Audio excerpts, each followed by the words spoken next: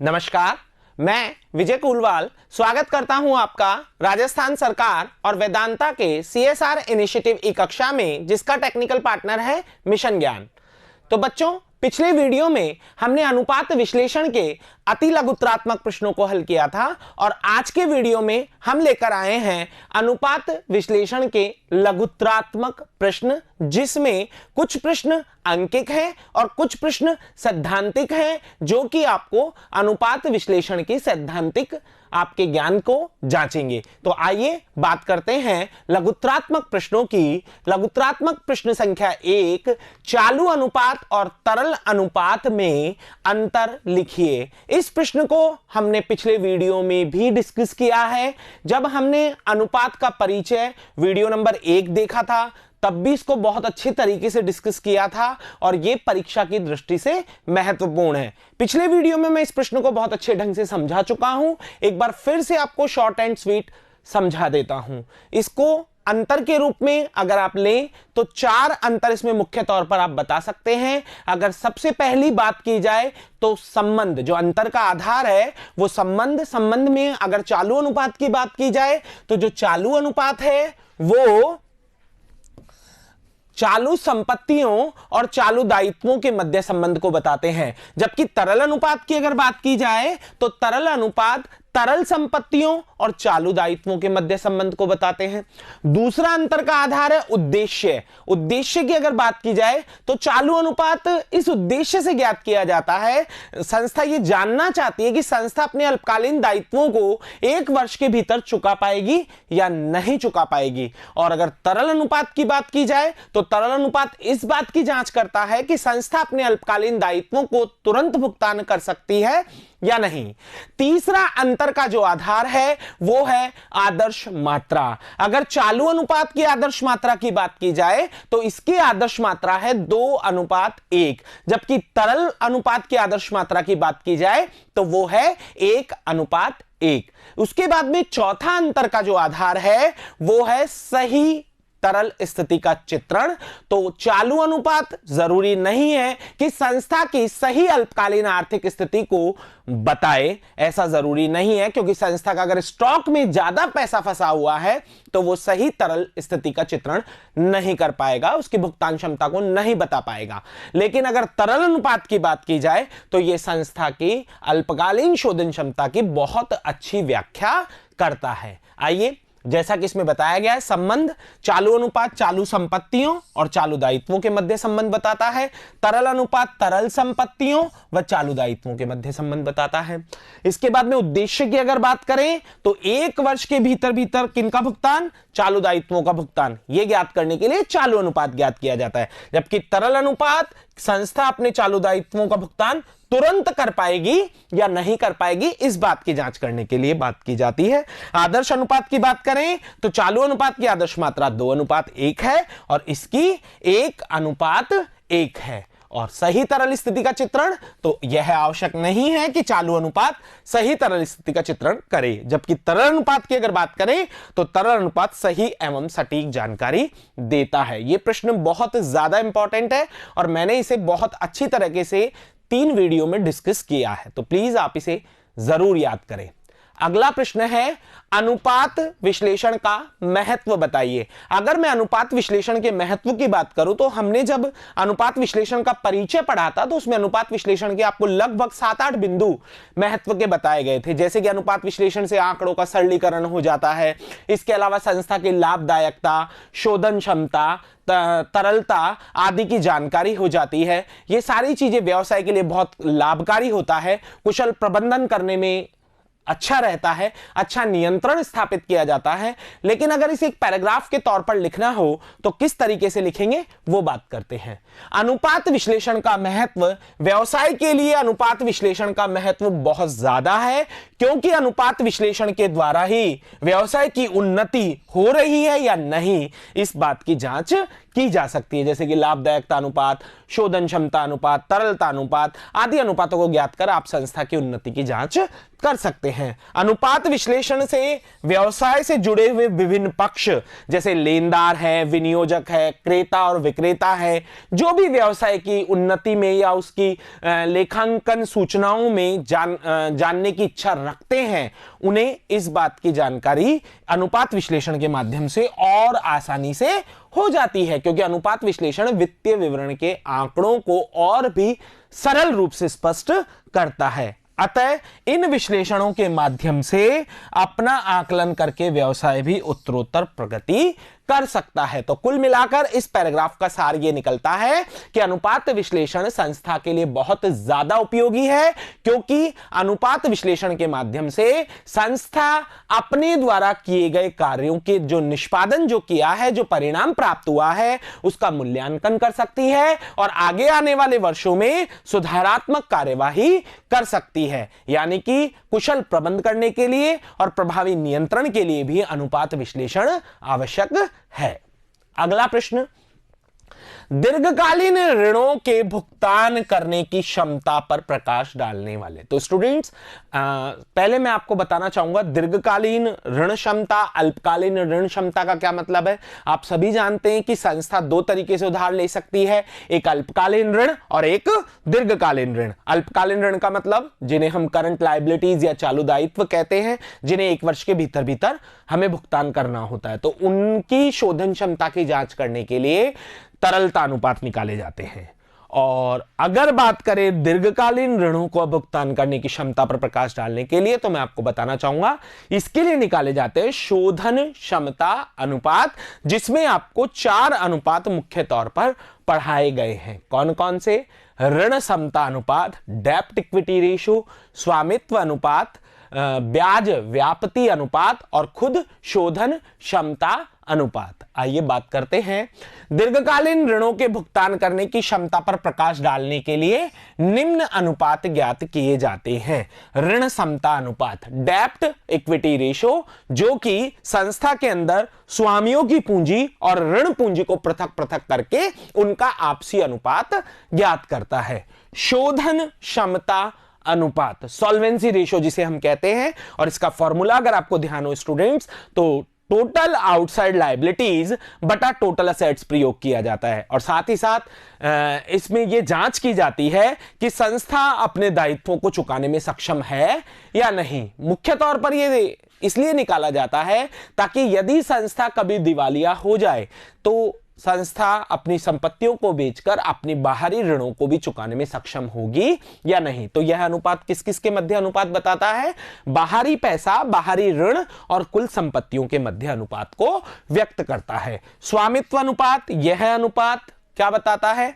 स्वामियों का पैसा और कुल संपत्तियों के मध्य क्या अनुपात है। और एक विशेष बात जो पहले भी बताई गई है कि इन दोनों का योग मिलाकर अनुपातों का जो योग होता है, शोधन क्षमता अनुपात और स्वामित्व अनुपात का, वो कितना होता है? 1 होता है। ब्याज व्याप्ति अनुपात, बिल्कुल यह संस्था के ब्याज चुकाने की क्षमता को बताता है। यह किससे कंपैरिजन करता है? जो ब्याज स्थायी रूप से प्रत्येक वर्ष चुकाया जाता है उसकी तुलना वर्ष के लाभों से करता है, यानी लाभ उस ब्याज के कितने गुने हैं, और जितना ज्यादा यह अनुपात होगा संस्था के ब्याज चुकाने की क्षमता भी उतनी ही होगी। तो दीर्घकालीन शोधन क्षमता की जांच करने वाले कौन कौन से अनुपात हैं? ऋण क्षमता अनुपात, शोधन क्षमता अनुपात, स्वामित्व अनुपात और ब्याज व्याप्ति अनुपात।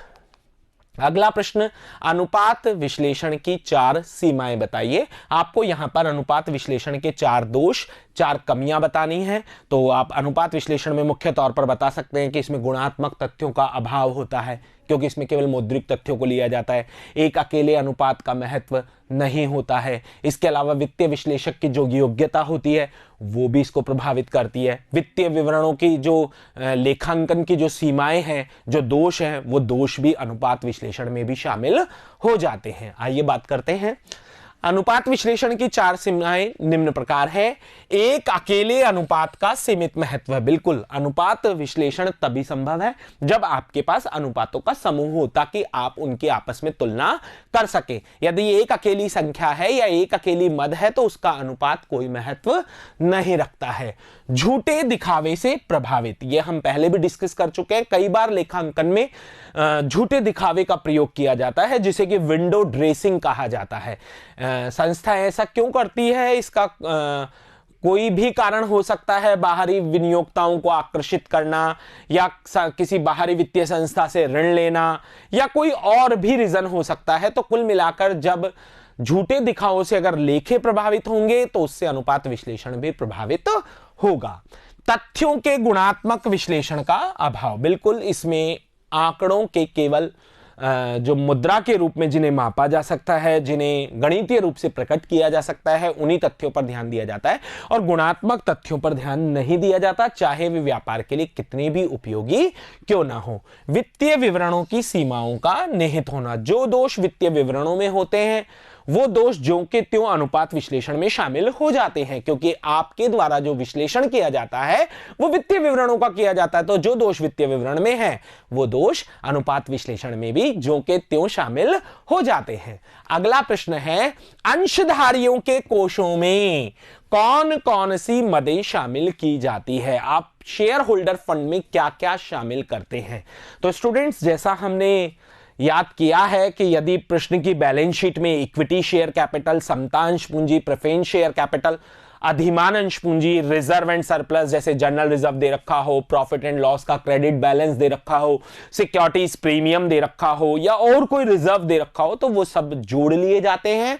और इसमें से कोई नए अपलिखित की गई हानियां हो, कोई फिक्सटीशियस असेट्स हो, तो वो लेस कर दिए जाते हैं। और साथ ही साथ यदि कोई संपत्ति जिसका मूल्य 0 हो गया हो तो उस हानि को भी लेस किया जाएगा। आइए बात करते हैं शेयर होल्डर फंड में। देखिए क्या क्या जोड़ा है। Equity share capital, preference share capital, reserve and surplus minus fictitious assets का मतलब वही है कृत्रिम संपत्तियां जो कि नए अपलिखित जो नहीं हुई हैं वो हानियां हैं।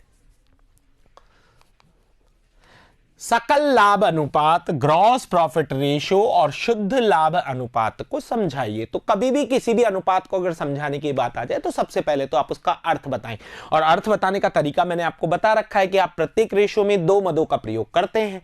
तो परिभाषिक तौर पर आपको ऐसे लिखना है कि वो इन 2 मदों के मध्य संबंध को व्यक्त करता है। जैसे अगर मैं सकल लाभ अनुपात की बात करूं तो सकल लाभ अनुपात का जो फॉर्मूला है वो है gross profit upon net revenue from operation into 100। तो सकल लाभ किस किस के संबंध को व्यक्त करेगा? सकल लाभ बिक्री से अपना संबंध स्थापित करता है। इसी तरह से अगर शुद्ध लाभ की बात की जाए तो यह होता है net profit upon net revenue from operation into 100। तो शुद्ध लाभ और बिक्री के मध्य क्या संबंध है? यह शुद्ध लाभ अनुपात प्रकट करता है। आइए बात करते हैं सकल लाभ अनुपात। सकल लाभ अनुपात सकल लाभ की शुद्ध विक्रय पर अर्जन क्षमता को प्रदर्शित करता है। किस पर? शुद्ध विक्रय पर, नेट रेवेन्यू फ्रॉम ऑपरेशन पर। यह अनुपात यह बताता है कि व्यवसाय में ऊपरी व्यय को छोड़ते हुए क्या अर्जन क्षमता है। यहां पर ऊपरी व्यय से मतलब इनडायरेक्ट एक्सपेंसेस से जो कि पीएनएल में आते हैं। तो आपको पता है कि ग्रॉस प्रॉफिट में से इनडायरेक्ट एक्सपेंसेस घटे हुए नहीं होते हैं। तो यहां पर बात की जा रही है कि जो ग्रॉस प्रॉफिट है उसका सेल्स पर क्या परसेंटेज है, यह सकल लाभ अनुपात बताता है। दूसरा अनुपात अगर बात करें शुद्ध लाभ अनुपात, यह परिचालन लाभ में, ऑपरेटिंग प्रॉफिट में। ऑपरेटिंग प्रॉफिट से नेट प्रॉफिट कैसे निकाला जाता है? जब ऑपरेटिंग प्रॉफिट में आप नॉन ऑपरेटिंग एक्सपेंसेस और लेस कर देंगे और नॉन ऑपरेटिंग इनकम को ऐड कर देंगे तो वो नेट प्रॉफिट बन जाएगा। तो ये यही कह रहा है कि गैर परिचालन लाभ अथवा गैर परिचालन व्यय का समायोजन करने के बाद प्राप्त किया जाता है, यानी नॉन ऑपरेटिंग एक्सपेंसेस को घटाने के बाद और नॉन ऑपरेटिंग इनकम को जोड़ने के बाद जो आता है वो नेट प्रॉफिट है। यह अनुपात संपूर्ण व्यवसाय की लाभदायकता तथा कार्यकुशलता का प्रतीक होता है। लाभदायकता का तो इसलिए क्योंकि लाभदायकता का ही प्रकार है, और कार्यकुशलता इसलिए क्योंकि संस्था की जितनी लाभदायकता अधिक होगी संस्था उतनी ही कार्यकुशल भी होगी। और इसका जो फॉर्मूला है वो है net profit upon net revenue from operation into 100। ऊंचा और नीचा व्यापारिक प्राप्य आवर्त अनुपात किन प्रभावों को दर्शाता है? यहां बात की जा रही है students trade receivable turnover ratio. Trade receivable turnover ratio क्या बताता है, पहले यह जानकारी मैं आपको बता दूं। ट्रेड रिसीवेबल टर्नओवर रेशियो बताता है कि हमने जो उधार बिक्री की है उससे जो देनदार उत्पन्न हुए हैं वो हमें कब कब किस किस तरीके से कितनी गति से पैसा दे रहे हैं, उनकी गति को प्रकट करता है व्यापारिक प्राप्य आवर्त अनुपात। यदि यह अनुपात ऊंचा है तो इसका आशय कि संस्था अपने देनदारों से समय से पैसा वसूल कर रही है, लेकिन यदि इसका अनुपात नीचा है तो इसका अर्थ है संस्था उधार माल तो बेच देती है लेकिन देनदारों से वसूली करने में वो इतनी सक्षम नहीं हो पा रही है, इसका मतलब वो इतनी कार्यकुशल नहीं है। आइए बात करते हैं। इस अनुपात से यह ज्ञात होता है कि व्यापारिक प्राप्यों से कितनी शीघ्रता से रोकड़ वसूली हो रही है। यह अनुपात जितना अधिक मतलब जितना ऊंचा होता है उतना ही व्यापारिक प्राप्यों से वसूली में कुशलता का परिचायक है। यानी संस्था अगर व्यापारिक प्राप्य आवर्त अनुपात ऊंचा है तो इसका मतलब संस्था अपने देनदारों से वसूली करने में उतनी ही कुशल है। इसके विपरीत यह अनुपात जितना नीचा होता है उतना ही संस्था की उधार बिक्री की राशि व्यापारिक प्राप्यों से वसूली में कुशल नहीं होने का सूचक होता है। अर्थात संस्था द्वारा यदि कुशल नहीं है, यानी ये व्यापारिक प्राप्य आवर्त अनुपात नीचा है, तो इसका क्या मतलब होगा, संस्था द्वारा ऐसे ग्राहकों को बिक्री की गई है जिनसे राशि वसूल नहीं हो रही है।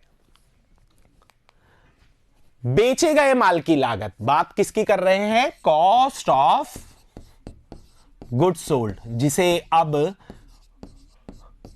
क्या कहते हैं, cost of revenue from operation भी कहते हैं। तो कॉस्ट ऑफ गुड्स सोल्ड की अगर बात की जाए तो ये कैसे फाइंड आउट किया जाता है, तो इसके मैंने आपको दो सूत्र बताए हैं स्टूडेंट्स।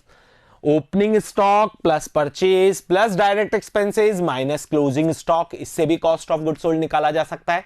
और दूसरा तरीका net revenue from operation minus gross profit, यानी कि सेल्स में से जीपी को घटाकर भी कॉस्ट ऑफ गुड्स सोल्ड निकाला जा सकता है। बेचे गए माल की लागत की गणना निम्न प्रकार की जाती है। कॉस्ट ऑफ गुड्स सोल्ड कैसे निकालते हैं, ओपनिंग स्टॉक यानी प्रारंभिक स्कंद प्लस परचेज यानी कि क्रय प्लस डायरेक्ट एक्सपेंसेस जैसे कि वेजेस कैरेज आदि और माइनस क्लोजिंग स्टॉक।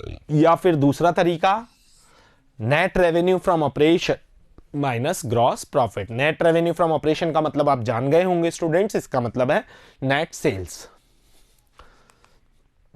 विनियोजित पूंजी का अर्थ बताइए, कैपिटल एम्प्लॉयड का अर्थ बताना है और साथ ही साथ इसकी गणना किस प्रकार की जाती है। वेरी इंपॉर्टेंट, विनियोजित पूंजी से आशय क्या है, संस्था में जितने भी दीर्घकालीन कोष विनियोजित हैं, दीर्घकालीन कोष, दीर्घकालीन ऋण नहीं, दीर्घकालीन कोष विनियोजित हैं, वे सभी विनियोजित पूंजी का भाग है। यदि साधारण भाषा में कहूं तो कुल दायित्वों में से यदि करंट लायबिलिटीज को हटा दिया जाए, सिर्फ चालू दायित्वों को हटा दिया जाए, तो बची हुई जो रकम है वो सब की सब विनियोजित पूंजी कहलाती है। तो व्यावसायिक जो संस्था है उसमें विनियोजित कुल राशि में से चालू दायित्वों को छोड़कर शेष जो राशि होगी वो सारी विनियोजित पूंजी होगी। और इसकी गणना करने के दो तरीके हैं, इसे लायबिलिटीज अप्रोच से भी कैलकुलेट किया जा सकता है और असेट्स अप्रोच से भी कैलकुलेट किया जा सकता है। आइए बात करते हैं, व्यवसाय में पूंजी विभिन्न विनियोजकों व साधनों से प्राप्त की जाती है। बिल्कुल, व्यवसाय में अगर हम एक कंपनी की बात करें तो जो कंपनी है वो इक्विटी शेयर से, प्रेफरेंस शेयर से, डिबेंचर से, बैंक से लोन लेकर आदि लोगों से पूंजी इकट्ठा करती है और इन सब का जो योग है वो ही विनियोजित पूंजी कहलाएगी। अब अगर बात करें तो प्राप्त की गई विभिन्न माध्यमों की पूंजी को ही क्या कहा जाता है, विनियोजित पूंजी कहा जाता है। ध्यान रखिएगा इसमें करंट लायबिलिटीज इंक्लूड नहीं है।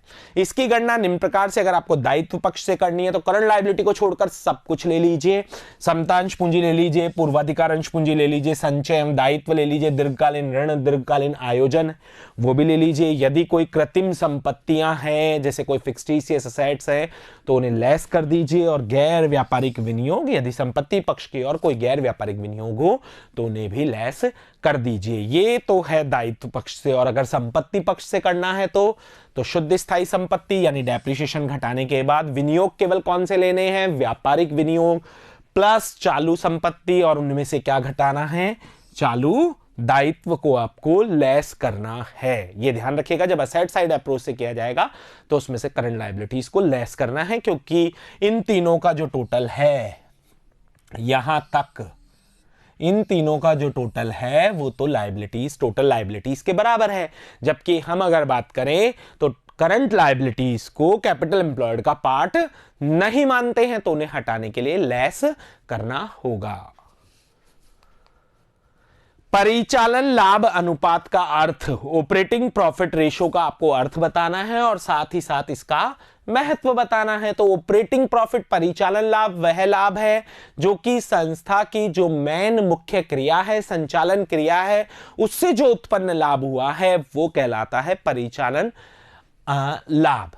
अब पूछा है परिचालन लाभ अनुपात का अर्थ, तो ऑपरेटिंग प्रॉफिट रेशियो जो है वो अपना संबंध किससे स्थापित करता है, नेट रेवेन्यू फ्रॉम ऑपरेशन। तो ऐसा अनुपात जो परिचालन लाभ और विक्रय के मध्य संबंध को स्थापित करे वह परिचालन लाभ अनुपात कहलाता है। आइए बात करते हैं, यह अनुपात परिचालन लाभ और संचालन क्रियाओं से आगम यानी शुद्ध विक्रय के मध्य संबंध को स्थापित करता है। अब बात करते हैं इसके महत्व की। यह अनुपात स्पष्ट करता है कि संस्था की क्रियात्मक क्षमता कैसी है, मतलब संस्था किस तरीके से संचालित की जा रही है। जितना अधिक यह अनुपात होगा, संस्था संचालन क्रियाओं से लाभ कमाने की दृष्टि से उतनी ही कुशल मानी जाएगी। जितना इस प्रॉफिट का परसेंटेज ज्यादा होगा, उतना ही ज्यादा यह माना जाएगा कि संस्था उतनी ही लाभ कमाने में कुशल है, अपनी संचालन क्रियाओं में कुशल है।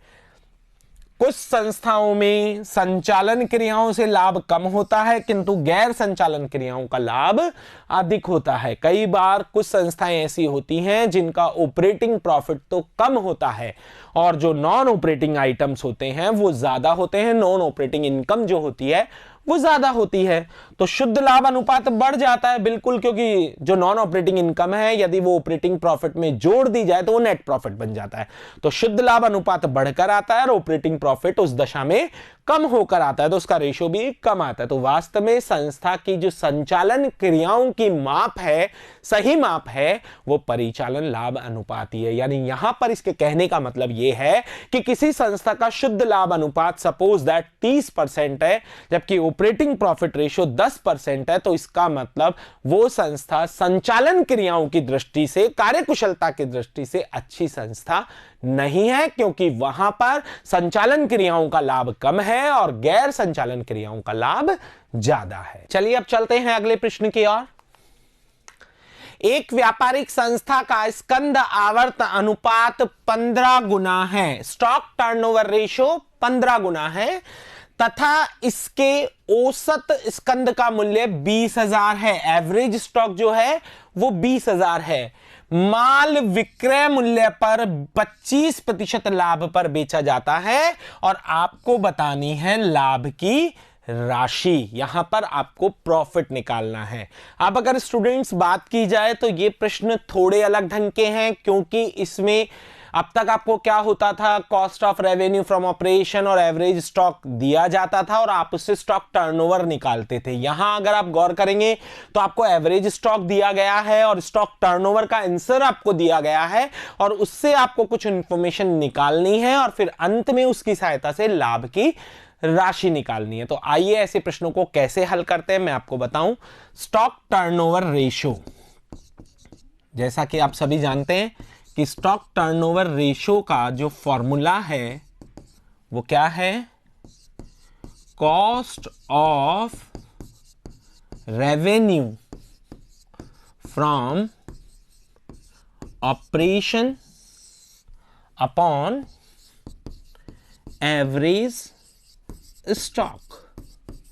अब अगर मैं बात करूं तो स्टॉक टर्नओवर स्टूडेंट्स आपको दिया गया है 15, कॉस्ट ऑफ रेवेन्यू आपको नहीं दे रखी है, यहां पर मैं इसको COGS लिख देता हूं, और एवरेज स्टॉक आपको दिया गया है 20,000 रुपए। अब अगर आप देखेंगे तो अगर हम इन्हें वज्र गुणा कर देंगे तो हमारी कॉस्ट ऑफ गुड सोल्ड या cost of revenue from operation निकलकर आ जाएगी। तो यहां पर जो कॉस्ट ऑफ रेवेन्यू है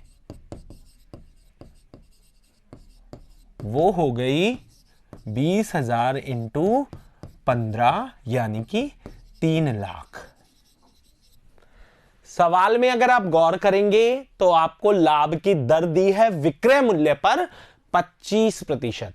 स्टूडेंट्स ये गलती मत कर दीजिएगा कि कहीं आप 3 लाख का 25% निकाल दें, क्योंकि जो 3 लाख है वो क्या है, लागत, और जो लाभ की दर है वो किस पर है, विक्रय मूल्य पर। और हमेशा ध्यान रखें जिस पर दर होती है उसे 100 मानकर फिर कैलकुलेट किया जाता है। जरा देखें आप इसको मैं कैसे सॉल्व करता हूं। माना विक्रय मूल्य बराबर 100, लाभ 25, तो बताइए लागत कितनी होगी, लागत होगी 75। अगर आप 125 कर रहे हैं तो गलत है, क्योंकि विक्रय मूल्य यानी 100 रुपए में माल बेचा, 25 रुपए उस पर लाभ कमाया, तो लागत कितनी हो गई, 75। तो स्टूडेंट्स जब लागत 75 है तो लाभ 25 है, जब लागत 75 है तो लाभ 25 है, तो जब लागत 3 लाख है तो लाभ कितना होगा, आइए बात करते हैं। लाभ बराबर 3 लाख इंटू 25/75, क्योंकि यहां पर जो लागत है वो 75 है, जैसा कि हमने इसको सॉल्व किया है। तो ये हो गई आपके 1 लाख रुपए। आपको समझ में आया होगा स्टूडेंट्स। अब आगे बढ़ते हैं। अगला प्रश्न है, एक कंपनी की कार्यशील पूंजी वर्किंग कैपिटल, जिसको मैंने बहुत अच्छी तरीके से आपको शुरू की क्लासेस में समझाया है, 90,000 रुपए है। यदि इसका चालू अनुपात यानी करंट रेशो 2.5:1 हो तो चालू संपत्तियों की गणना कीजिए। No problem. आपको दे रखी है वर्किंग कैपिटल कितनी, 90,000, और आपको दे रखा है करंट रेशो 2.5:1। हमेशा ध्यान रखिएगा स्टूडेंट्स, जो चीज आपके पास अमाउंट में अवेलेबल है, अगर आपके पास करंट लायबिलिटीज अमाउंट में अवेलेबल होती तो उसका अनुपात 1 है, क्योंकि करंट लायबिलिटीज 1 के बराबर है। करंट असेट्स अवेलेबल होती तो वो 2.5 के बराबर होती, लेकिन यहां पर आपको राशि में क्या दे रखा है, वर्किंग कैपिटल। तो आपको वर्किंग कैपिटल को अनुपात में फाइंड करना होगा, अनुपात में निकालना होगा। तो आप सभी जानते हैं कि जो वर्किंग कैपिटल होती है वो होती है CA माइनस CL, यानी current assets minus current liabilities. तो यहां पर जो करंट असेट्स है स्टूडेंट्स वो है 2.5 और करंट लायबिलिटीज है 1। तो वर्किंग कैपिटल अनुपात में, वैसे तो वर्किंग कैपिटल 90,000 रुपए है, लेकिन अगर अनुपात की बात की जाए तो अनुपात में वर्किंग कैपिटल है 1.5। अब बहुत ही आसानी से आप करंट असेट्स निकाल सकते हैं। करंट असेट्स बराबर 90,000 इंटू 2.5 अपॉन 1.5। इंपॉर्टेंट है कि 1.5 कहां से आया, वो ये रहा। वर्किंग कैपिटल 1.5 के इक्वल है। तो आप जैसे आप अगर पिछले क्वेश्चन में भी देखें तो मैं आपको एक चीज समझाना चाहूंगा कि जो चीज यहां रखी जाती है वो ही यहां रखी जाती है। यहां 3 लाख क्या थी, लागत, तो यहां 75 क्या थी, लागत। इसी तरीके से अगर आगे बात की जाए तो यहां पर क्या है, ये 90,000 क्या है, वर्किंग कैपिटल, तो यहां पर भी क्या होगी, वर्किंग कैपिटल, और ऊपर जो निकालना है वो। और जब आप इसे सॉल्व करते हैं स्टूडेंट्स तो ये है वैल्यूज।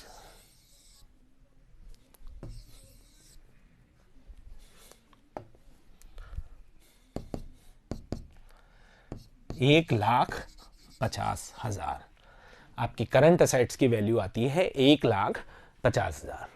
अगला प्रश्न, एक संस्था का प्रारंभिक रहतिया 20,000 है। प्रारंभिक ओपनिंग स्टॉक कितना है, 20,000। अंतिम रहतिया प्रारंभिक रहतिये का 1.6 गुना है। जो क्लोजिंग स्टॉक है वो ओपनिंग स्टॉक का 1.6 गुना है, यानी उससे 1.6 गुना ज्यादा है। स्कंध आवर्त अनुपात 3.5 गुना है।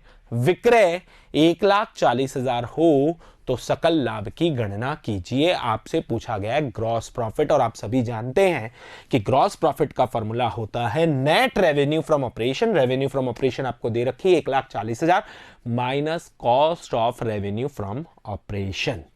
अब यहां पर दूर दूर तक cost of revenue from operation नहीं है, लेकिन आपको दे रखा है स्टॉक टर्नओवर, और स्टॉक टर्नओवर का फॉर्मूला होता है cost of revenue from operation upon average stock.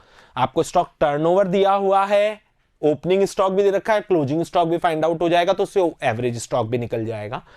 तो स्टॉक टर्नओवर की सहायता से आपको निकालना होगा cost of revenue from operation, और फिर उसे सेल में से घटा देंगे तो वो आ जाएगा ग्रॉस प्रॉफिट। तो आइए बात करते हैं। सबसे पहले निकालते हैं क्लोजिंग स्टॉक की। अगर बात करूं तो स्टूडेंट्स, क्लोजिंग स्टॉक जो है वो क्लोजिंग स्टॉक 1.6 गुना है किसका? ओपनिंग स्टॉक का। तो 20,000 इंटू 1.6, और जब हम इसे सॉल्व करते हैं तो ये आता है 32,000 रुपए। साथ ही साथ यहां पर आप निकाल लें एवरेज स्टॉक, क्योंकि आपको उसकी जरूरत पड़ेगी। तो एवरेज स्टॉक का फॉर्मूला होता है opening stock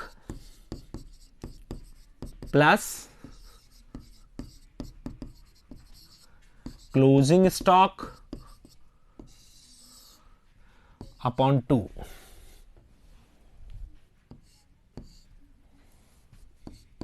opening stock 20,000, closing stock 32,000 भाग 2 जब आप करते हैं तो एवरेज स्टॉक की वैल्यू आ जाती है 26,000 रुपए। अब आइए इसको आगे सॉल्व करते हैं। अब बात करते हैं स्टॉक टर्नओवर रेशो।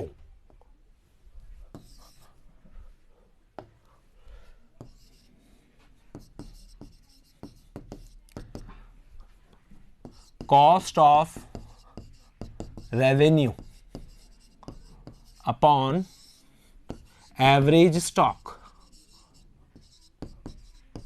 अब आप स्टॉक टर्नओवर की बात करें तो वो आपको 3.5 जैसा कि क्वेश्चन में दिया गया है, और कॉस्ट ऑफ रेवेन्यू मिसिंग है तो इसको कॉस्ट ऑफ रेवेन्यू ही लिख दें, इसको तो फाइंड आउट ही करना है। और एवरेज स्टॉक की बात करूं तो वो आपको दिया गया है 26,000, जो कि आपने फाइंड आउट किया है 26,000 रुपए।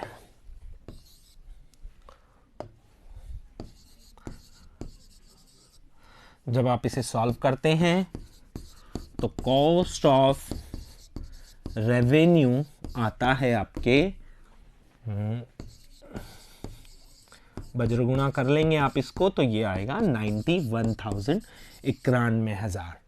अब कॉस्ट ऑफ रेवेन्यू आपको पता चल चुका है 91,000, और आपका जो रेवेन्यू फ्रॉम ऑपरेशन है, जो आपकी नेट सेल है, वो 1,40,000 है। और जब रेवेन्यू फ्रॉम ऑपरेशन में से cost of revenue from operation घटा दिया जाए तो सकल लाभ यानी कि ग्रॉस प्रॉफिट निकल कर आ जाता है। तो gross profit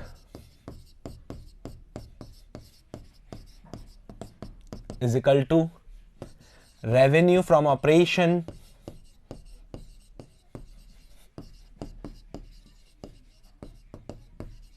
minus cost of revenue. Revenue from operation 1,40,000 और cost of revenue from operation जो कि आपने फाइंड आउट की है 91,000, और जब आप इसको सॉल्व करते हैं तो आपका ग्रॉस प्रॉफिट आता है 49,000 रुपए। अगला लास्ट एंड फाइनल क्वेश्चन है आपका शॉर्ट टाइप क्वेश्चंस का। एक कंपनी की कुल संपत्तियां 8 लाख, टोटल असेट्स जो है वो 8 लाख है, गैर चालू दायित्व 2 लाख तथा चालू दायित्व 1 लाख हो तो कंपनी का एक तो मालूम करना है आपको ऋण क्षमता अनुपात, डेब्ट इक्विटी रेशो, और एक आपको मालूम करना है प्रोप्राइटरी रेशो। इस क्वेश्चन को समझने के लिए पहले आपको बैलेंस शीट को समझना होगा स्टूडेंट्स। तो अगर मैं बैलेंस शीट की बात करूं तो हम अगर बैलेंस शीट बनाएं तो पहले बात अगर हम लायबिलिटीज की करें तो पहली मद लायबिलिटीज में होती है शेयर होल्डर फंड, वो हमें नहीं दी है। दूसरी बात करें तो दूसरी मद होती है नॉन करंट लायबिलिटी, वो हमें इस क्वेश्चन में 2 लाख रुपए दी है। तीसरी अगर बात करूं तो तीसरी मद होती है करंट लायबिलिटी। ये मैं एक रफली बैलेंस शीट बना रहा हूं ताकि आप इन सूचनाओं को समझ सकें। तो ये आपको दे रखी है 1 लाख रुपए। इसके बाद यहां टोटल लगा दिया जाता है और उसके बाद नीचे निकाली जाती है सेट्स का टोटल 8 लाख रुपए दे दिया है, तो लायबिलिटीज का टोटल भी कितना होना चाहिए? 8 लाख रुपए। इसका मतलब ये जो शेयर होल्डर फंड है इसकी वैल्यू होगी 5 लाख। एक रफली बैलेंस शीट बनाकर आपको केवल एक स्ट्रक्चर समझाया गया है, बाकी मदे तो हम सूत्र से ही निकालेंगे। टोटल असेट्स में से अगर हम एनसीएल और सीएल को घटा दें तो शेयर होल्डर फंड आ जाएगा, जिसका फॉर्मूला हम अभी बना लेंगे। ये केवल आपको रफली आपको समझने के लिए कि आपको बताया गया है कि बैलेंस शीट में लायबिलिटी साइड में मेन हेडिंग्स 3 होती हैं, shareholder fund, non current liability और करंट लायबिलिटीज। उसके अंदर सब हेडिंग्स बहुत सारी हैं। तो यहां पर करंट लायबिलिटी हमें 1 लाख दी गई है और नॉन करंट लायबिलिटी 2 लाख दी गई है, और हमें बताया गया है कि असेट्स का टोटल 8 लाख रुपए, और जब असेट्स का टोटल 8 लाख है तो लायबिलिटीज का टोटल भी कितना होगा? 8 लाख रुपए। तो 8 लाख में से जब आप 2 लाख और 1 लाख रुपए को घटा देंगे तो जो शेष राशि बचेगी वो शेयर होल्डर फंड होगी। तो आइए इसको हल करते हैं। सबसे पहले निकालते हैं शेयर होल्डर फंड, जिसका फॉर्मूला यहां पर बनेगा total assets minus non current liabilities और माइनस करंट लायबिलिटीज।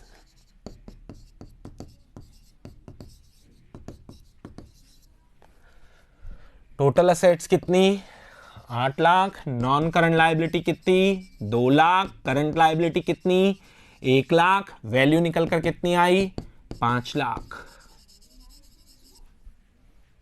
ये आपका हो गया शेयर होल्डर फंड। अब इन्होंने जो रेशो पूछे हैं वो रेशो कैलकुलेट कर लेते हैं।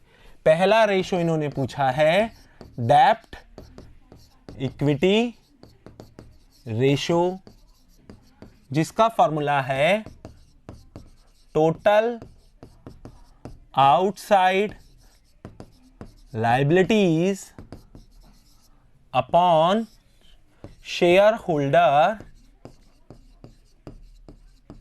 फंड। टोटल आउटसाइड लायबिलिटीज जो हैं वो आपको दी गई है प्रश्न में। करंट लायबिलिटी और नॉन करंट लायबिलिटी दोनों मिलाकर आउटसाइड लायबिलिटीज होती हैं, तो उनका टोटल है 3 लाख, और शेयर होल्डर फंड आपने मालूम किया है 5 लाख, और जब आप इसे हल करते हैं तो यह आता है 0.6:1। दूसरा रेशो इन्होंने पूछा है प्रोप्राइटरी रेशो, स्वामित्व अनुपात,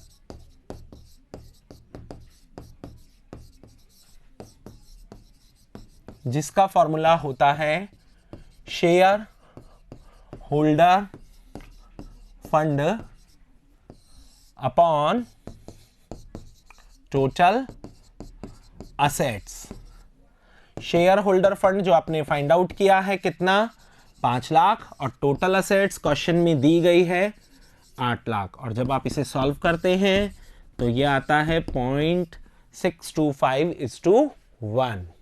इसी के साथ लघुत्रात्मक प्रश्न समाप्त होते हैं। अगले वीडियो में हम लेकर आएंगे आपकी पाठ्यपुस्तक के अंकित प्रश्न। तब तक के लिए धन्यवाद।